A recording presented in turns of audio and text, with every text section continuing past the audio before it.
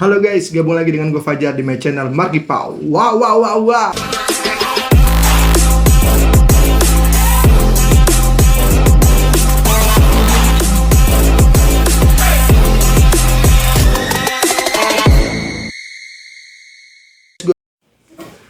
Akhir-akhir ini kita dihebohkan guys dengan sebuah kejadian yang terjadi di daerah Tasikmalaya, Jawa Barat. Dan berita ini sempat membuat viral di jejaring media sosial guys, di mana kejadian tersebut adalah sebuah kasus tentang bayi prematur yang meninggal dunia.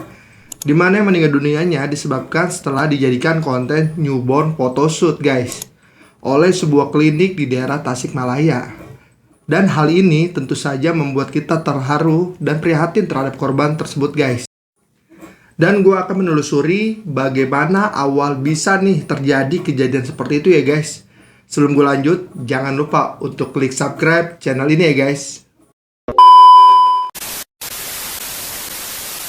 Keluarga pasien mengamuk di sebuah klinik di kota Tasikmalaya. Perempuan muda di Tasikmalaya, Jawa Barat mengamuk di sebuah klinik karena kecewa dengan pelayanan pihak klinik serta sikap tugasnya yang diduga lalai.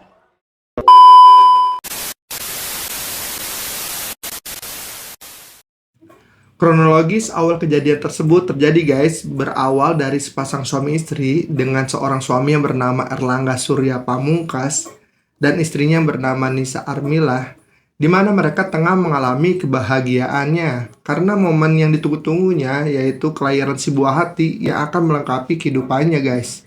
Nah, kejadian ini berawal pada tanggal 13 November 2023 sekitar jam 4 sore.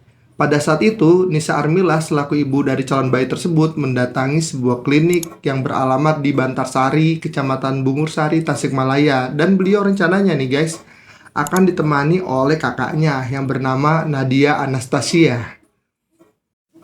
Pada saat itu guys, istri Erlangga ini mengalami kondisi yang sangat lemas dan seperti ingin melahirkan. Namun, setelah dicek oleh bidan, ternyata kondisinya baru pembukaan kedua guys. Sehingga ibu Nisa ini diminta untuk kembali ke rumahnya oleh bidan dan ia pun menuruti saran dari bidan tersebut untuk kembali pulang pada pukul 8 malam.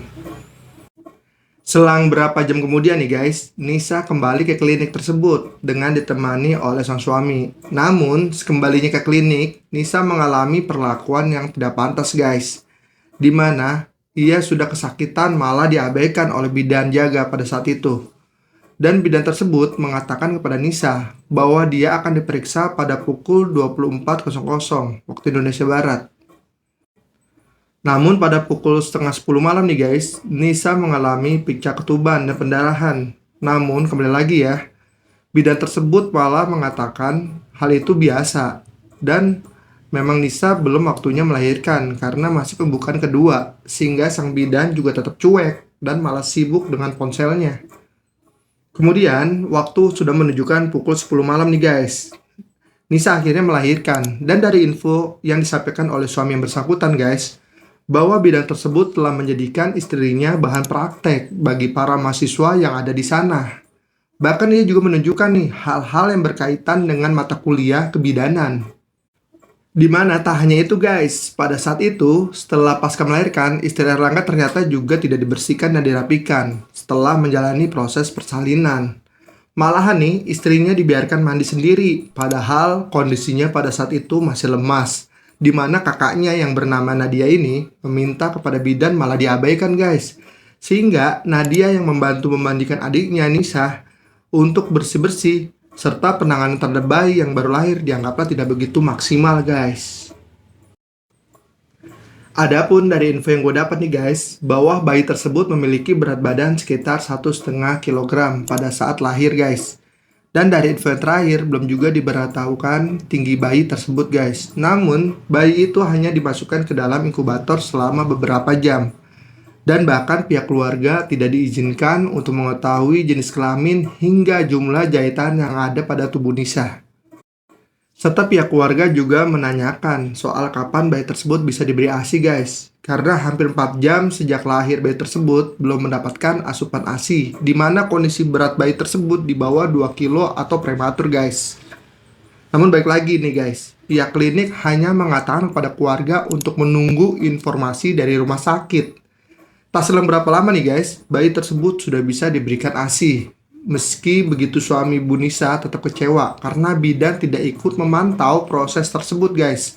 Dan malah memilih untuk tidur. Pada keesokan harinya nih guys nih, sekitar pukul 7 pagi, bayi tersebut akan dimandikan oleh bidan. Namun proses memandikan bayi tersebut oleh pihak keluarga dirasa sangatlah lama guys. Sehingga muncul kecurigaan atas kejadian-kejadian yang sebelumnya.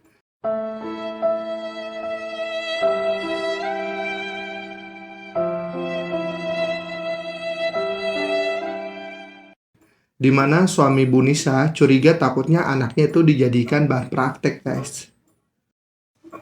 Lalu kemudian pada pukul setengah 9 pagi guys, ibu dan bayi disuruh pulang oleh pihak klinik lantaran dinyatakan sudah sehat tanpa harus melakukan penanganan lanjutan guys. Namun Pak Erlangga, suami Ibu Nisa, itu pun heran guys dengan mengapa bayi yang terlahir prematur bisa langsung dipulangkan. Dan yang lebih heran lagi nih guys, ia diminta sebesar 1 juta rupiah guys. Padahal ia mengira dengan menggunakan kartu Indonesia Sehat atau KIS, dia tidak perlu kena biaya tersebut ya guys ya. Dan ditambah lagi nih, pihak klinik tidak merinci untuk apa biaya-biaya tersebut guys. Dan yang lebih anehnya lagi nih, ia disuruh kembali 3 hari kemudian, tetapi itu pun tanpa dilengkapi surat-surat guys. Dimana suasana panik kembali lagi nih guys menerpa keluarga Erlangga. Pada saat itu detak jantung anaknya terhenti pada pukul 9 malam guys. Dan mereka langsung menuju klinik tersebut. Namun begitu mereka sampai, klinik tersebut ternyata dalam keadaan tutup. Padahal seperti diketahui kalau klinik tersebut buka 24 jam. Namun ada juga yang menyatakan kalau bayi tersebut sudah meninggal dunia.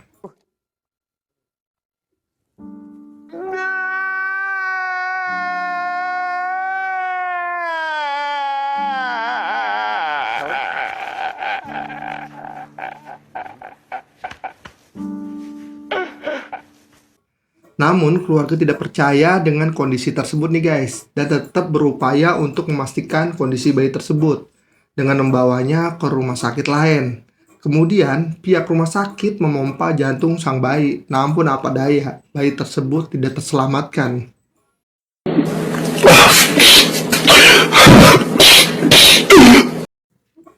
Dan sementara itu nih, besoknya pada tanggal 15 November 2023, kakaknya Erlangga mendatangi klinik Alifa, tempat dia melahirkan, untuk memintakan klarifikasi dari bidan tersebut guys.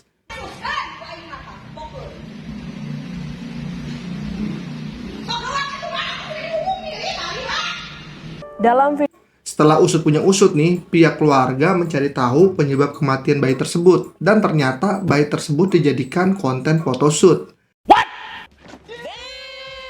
Di mana yang seharusnya bayi tersebut berada di inkubator selama 7 hari guys. Nah pertanyaannya nih, kok mereka tahu kalau bayi tersebut dijadikan konten photoshoot?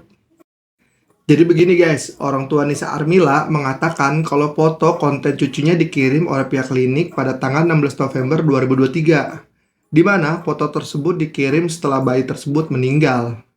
Dan pihak keluarga berasumsi kemungkinan foto itu diambil pihak klinik sebelum bayi diperbolehkan pulang pada Selasa pagi. Tolol gitu. Tolol banget. Tolol. Orang ini adalah orang-orang yang tolol gitu. Tolol. Itu jadi orang tolol. Jadi kalau miris ya gaya dengan kejadian tersebut ya.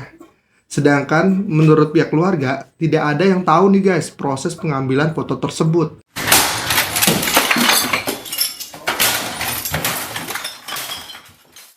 Di mana pihak klinik tidak meminta izin lagi kepada keluarga untuk membuat konten tersebut. Di mana orang tua korban nih guys menyebutkan yang membuat mereka makin kesel adalah foto tersebut dikirim kepada anaknya setelah bayi mereka meninggal. Ya wajarlah ya guys, si korban marah. Bangsat kau. Dan pihak klinik mengirim 15 foto dan video yang di dalamnya salah satu foto tersebut terdapat tulisan turut berbahagia. Gimana mau bahagia guys ya? Namanya meninggal.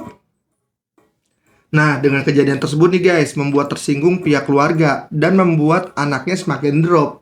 Apalagi, dia nggak mengetahui proses photoshoot tersebut guys. Atas kejadian tersebut nih, akhirnya pihak keluarga berharap kasus tersebut bisa ditindaklanjuti. siapa yang menyebabkan kematian tersebut guys.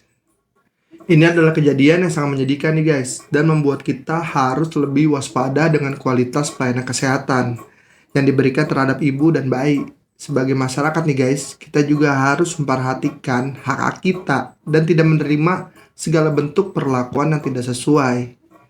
Berdasarkan kronologis tersebut nih guys, kita harus membelakangi produk dan pelayanan dari klinik dalam kasus kematian bayi ini nih. Semoga keluarga yang ditinggalkan diberikan ketabahan dan kekuatan untuk menghadapi kejadian ini. Dan jangan lupa ya guys, untuk like, subscribe, dan tekan loncengnya agar membantu makin berkembangnya channel ini. Tetap peace and love. Bye-bye.